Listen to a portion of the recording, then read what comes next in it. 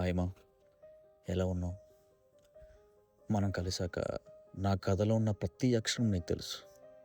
కానీ నువ్వు రాకముందు జరిగిన నా కథలో కొన్ని పేజెస్ నీకు చెప్పాలనుకుంటున్నా. దాని ప్రయత్నమే ఇది.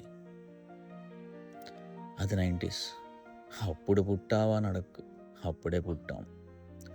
హాస్పిటల్లో కళ్ళు తెరిచిన వెంటనే ఏడ్చేశారు. ఏమో ఎందుకో తెలీదు, ఒక ప్రపంచం నుండి వేరే దగ్గరకు వచ్చినట్టు అనిపించింది. అందరూ నన్నే చూస్తున్నారు. కొన్ని చిరునవ్వులు, కొన్ని ఏడుపులు. కొంతమంది నీకే అమ్మ కొడుకు పుట్టాడు, ఇంక నువ్వు ధైర్యంగా ఉండొచ్చు అని అంటున్నారు. కొందరు ఇంజనీర్ అంటున్నారు, కొందరు డాక్టర్ అంటున్నారు. అదేంటో కూడా తెలియని మనం అలా చూస్తూ ఏడుస్తున్నాం. కానీ అప్పుడు చూసా ఒక అద్భుతం. అదే ఇన్ని రోజులు దాచి మోసి నన్ను ఈ ప్రపంచానికి పరిచయం చేసిన మా అమ్మకి. చూసిన క్షణం, చూసిన వెంటనే కలిగిన ఒక ఎమోషన్. నవ్వంటే ఏంటో తెలియని కళ్ళల్లో కలిగిన ఆనందం. మాటలు రాని నా చేతులు మా అమ్మకి హత్తుకోమంటున్నాయి.